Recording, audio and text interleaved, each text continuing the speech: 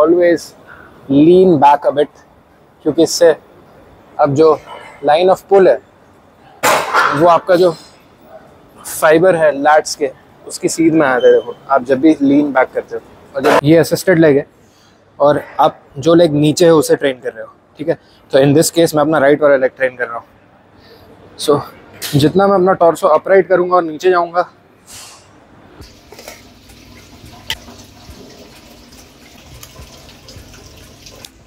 सुबह सुबह की धूप, आज होगा back dominant full body workout. Details में आपको जिम पहुंचते ही, वर्कआउट शुरू करते ही बताऊंगा। तो पहले ये स्मूदी पीते हैं और फिर उसके बाद में चलते हैं जिम। देखो जिम की पार्किंग में पहुंच गए हम।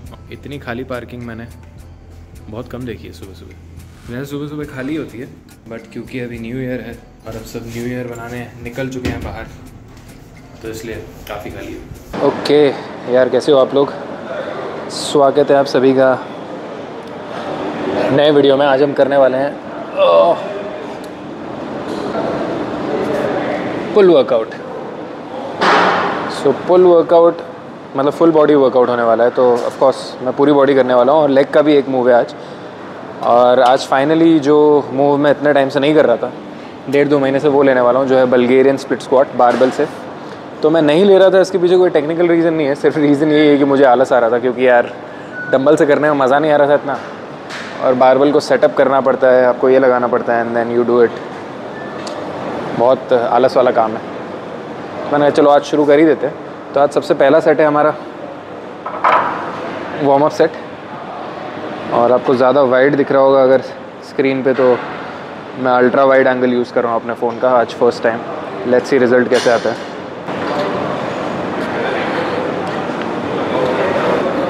1 2 3 4 5। ओके, अब मुझे लग रहा है सीधे 20-20 डाल ही देते हैं, 10 से वार्म अप करने की ज़रूरत नहीं है। आई एम प्रीटी कॉन्फिडेंट कि 20-20 डाल के कर लूँगा मैं।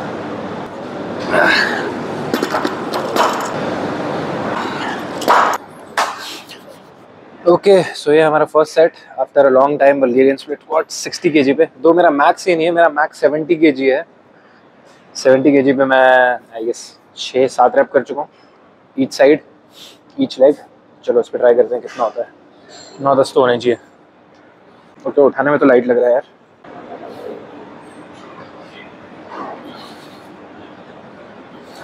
टू 3 7 8 9 10। 1 2 3 7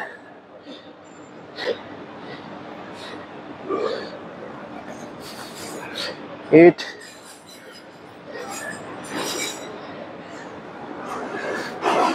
9।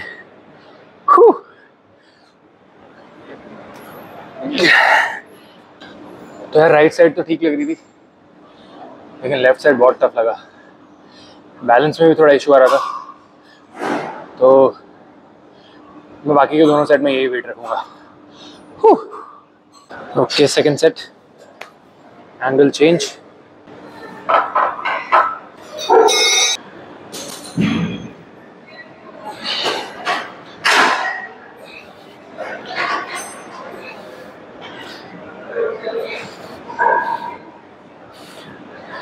ओ भाई टफ हो गया, 8 ही हुए इसमें, लेफ्ट वाला और टफ होगा मोस्टली। तो देखो यार, इसमें मैं जहाँ मैंने अपना राइट वाला पैर रखा है, मैंने लेफ्ट वाला वहीं से लाके वहीं रख दिया, देखो एकदम, ताकि मेरे मेजरमेंट्स ना बिगड़े, अलाइनमेंट वैसा ही रहे, और बॉक्स तो फिक्स है ही अपनी जगह पे।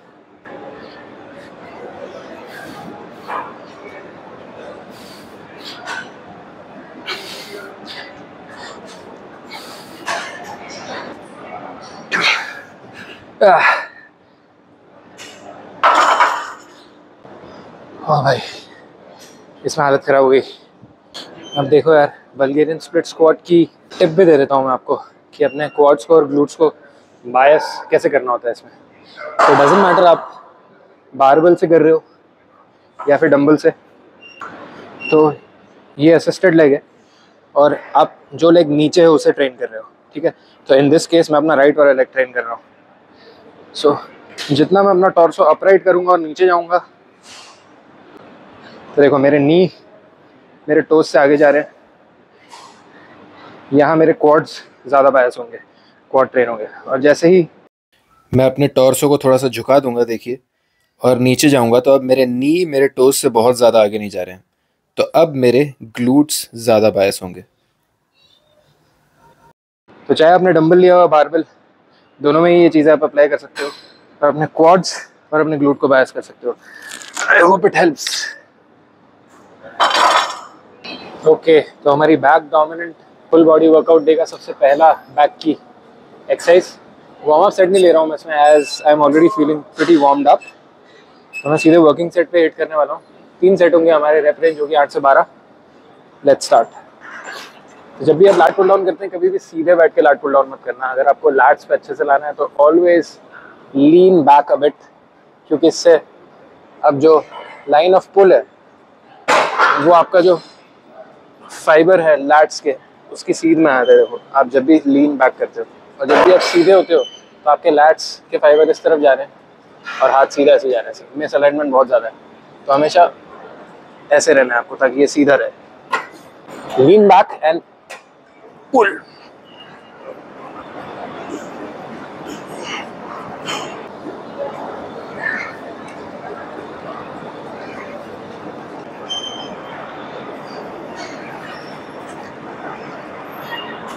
तो एक और बहुत ही इंपॉर्टेंट टिप है लैट पुल डाउन करते थे कि लोग जो इस तरह से पीछे शुरू करते हैं वो पुल तो ठीक करते हैं, लेकिन जैसे जैसे ऊपर जाता है तो उसके साथ साथ में ऐसे आगे चले जाते हैं।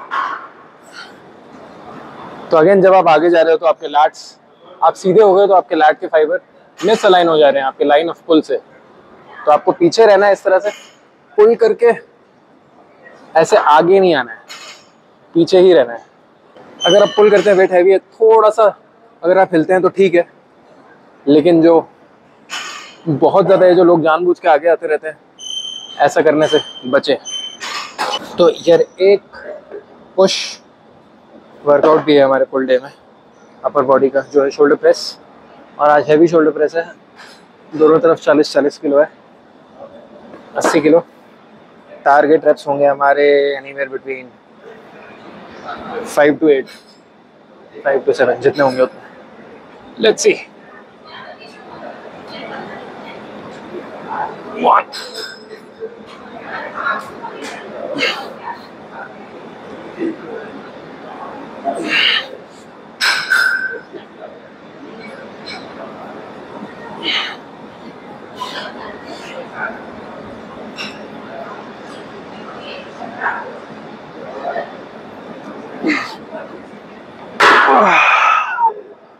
ज़्यादा ही ओवर एस्टिमेट कर दिया इसमें मैंने अपनी स्ट्रेंथ को। 5 ही हुए, कम करना पड़ेगा सेकंड और थर्ड सेट में।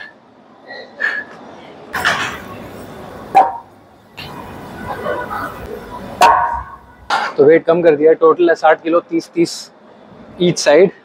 मुश्किल से इसलिए भी लग रहा है, मुझे अभी याद है कि मैंने कल हैंडस्टैंड पुशअप्स मारे थे, तो आज तो यार नहीं लगेंगे ज़्यादा हैवी वेट, तो फिर भी हम ट्राई करेंगे। चलो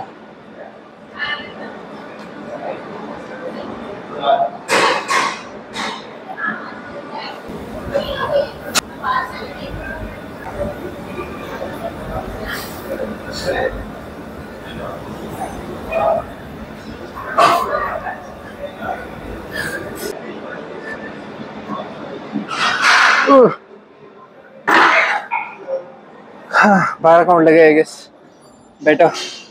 ओके, आज की चौथी एक्सरसाइज और हमारी बैक की पोस्टीरियर चेन की दूसरी। केबल रोइंग में हमेशा सिंगल आर्म करता हूँ चेस्ट सपोर्ट के साथ, क्योंकि जब भी एक्सटर्नल सपोर्ट रहता है जो ये है, इसके अगेंस्ट में अपने चेस्ट को प्रेस कर सकता हूँ ताकि इस वेट को मैं पुल कर सकूँ अच्छे से। तो जब भी एक्सटर्नल सपोर्ट होता है, जैसे मैंने अपने बल्क के इसी सीरीज़ के पहले एपिसोड में बताया था कि जब भी एक्सटर्नल सपोर्ट होगा आपके मसल में ज़्यादा टेंशन प्रोड्यूस होगा, ज़्यादा फोर्स प्रोडक्शन होगा, और ज़्यादा मसल ग्रोथ होगा।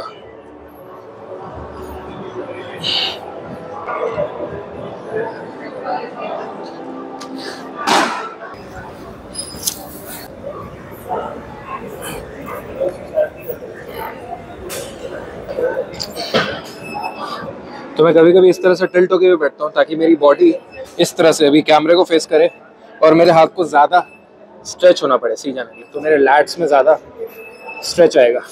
तो मैं कभी कभी इस तरह से भी बैठ जाता हूँ just to stretch the lats more. और अभी भी मैं सपोर्ट इसका ले रहा हूँ, तो ये बहुत इम्पोर्टेंट रोल प्ले करता है।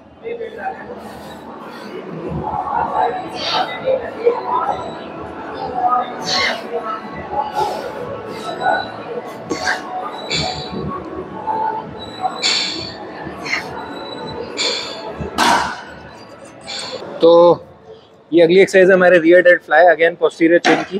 तो इस एक्सरसाइज का सेट है हमारे 3 सेट और रेप रेंज है 15 to 20। तो इसमें सबसे इम्पोर्टेंट पॉइंट ये होता है, जब इसको हिलाते हो तो ये स्कैपुला मूव मत करो अपना। देखो ये स्कैपुला मेरे मूव हो रहे हैं, ये नहीं होना चाहिए। सिर्फ टच रहेंगे, स्कैपुला स्टैटिक रहेंगे और सिर्फ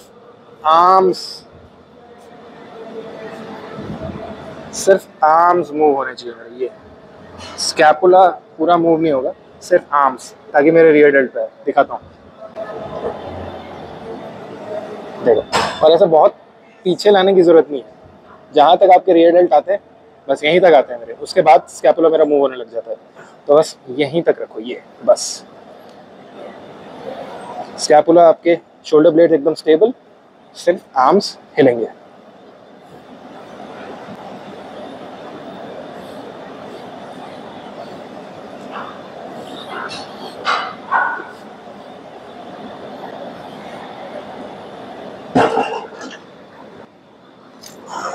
अगेन ध्यान वही रखना है, स्कैपुला स्टेबल रहे जितना हो सके और सिर्फ आर्म्स ही मूव हो। फोकस हमारा रियर डेल्ट पे रहेगा।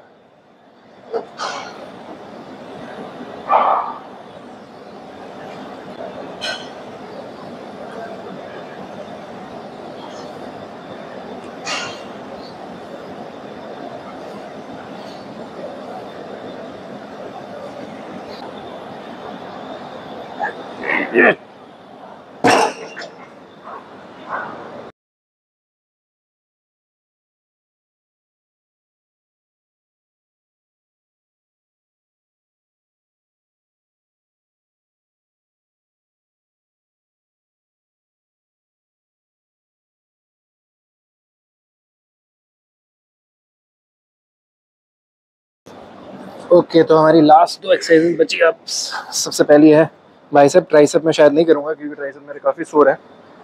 तो बाइसेप में मैं हमेशा ये एक्सरसाइज करता हूँ ज़्यादातर, क्योंकि इसमें मेरे एल्बोज़ के लिए पीछे सपोर्ट है, तो मैं ज़्यादा चीट नहीं कर सकता इसमें, एल्बो पीछे नहीं जा सकता। वेट थोड़ा कम उठेगा इसमें, लेकिन आपको मसल में टेंशन बहुत ज़्यादा बढ़ जाएगा। सी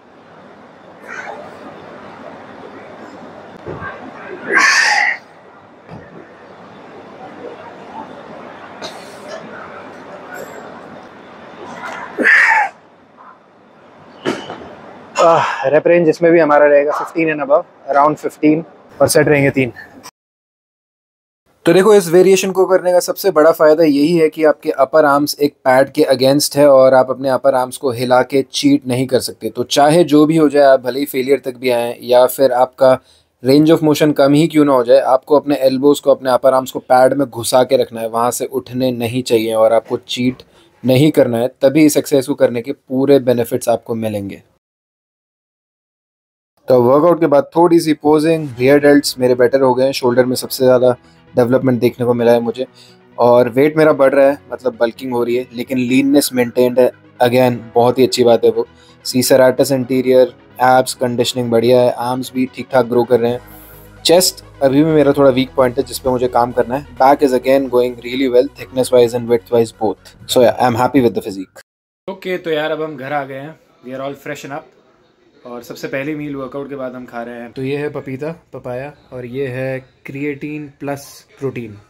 तो अब हम ये खाएंगे। अच्छा, क्रिएटिन और प्रोटीन, और मैं पपाया क्यों खा रहा हूँ? क्योंकि मैं यार 1 सर्विंग फ्रूट की या उससे ज़्यादा हर रोज़ खाता ही हूँ, और पपाया में बहुत ज़्यादा एसेंशियल न्यूट्रिएंट्स, माइक्रो न्यूट्रिएंट्स होते हैं, तो आप सभी को खाना चाहिए। पपाया, पाइनएप्पल और भी बहुत सारे फ्रूट्स होते हैं, तो जो भी सीजनल फ्रूट्स होते हैं खाना चाहिए, but papaya is a little better for the गट।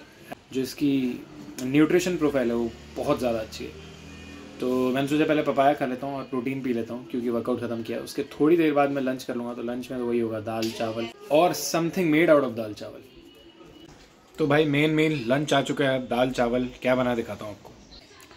काले चने, चावल, सलाद अभी तक आया नहीं लेकिन आ जाएगा, और थोड़ा सा सलाद। तो इस वीडियो को इतना ही रखते हैं। आई होप आपको कुछ ना कुछ सीखने को मिला होगा। इसलिए मैं वर्कआउट में हमेशा माइक पहन के रखता हूँ, और जो भी चीज़ें मैं कर रहा हूँ और जो भी क्यूज़ मैं मेंटल ध्यान रखता हूँ और जो टिप्स मैं दे सकता हूँ आपको, जो मुझे लगता है आपको यूज़फुल होगी, वो मैं बोलता रहता हूँ वीडियो में। तो आई होप आपने कुछ ना कुछ सीखा होगा। अगर सीखा है तो प्लीज़ वीडियो को लाइक कर दो, it will be a huge help for the channel. अगर कोई सवाल है किसी भी चीज़ को लेकर, तो यार कमेंट में पूछ लो, I will make a video on it. या फिर मैं अगले जो वीडियो होगा, अब ये फ्रीक्वेंटली आते रहेंगे, ये बीच में एपिसोड 1 और 2 के बीच में गैप इसलिए हुआ क्योंकि मेरा कंपटीशन था, और फिर उसके बाद 2 दिन में बहुत शोर था। कंपटीशन का भी वीडियो आ रहा है, कल या परसों तक आ जाएगा, ये वीडियो से पहले आ जाएगा शायद। तो अगर आपको पसंद आया तो लाइक करो। अगर क्रिएटिन कब लेना चाहिए, क्रिएटिन को लेके आपको कोई सवाल है, तो ये वाला वीडियो देखना। अगर आपको एक और अच्छा बढ़िया व्लॉग देखना है तो ये वाला वीडियो देखना। और मैं आपसे मिलूंगा अगले वीडियो में। तब तक के लिए stay healthy, stay happy and keep working out.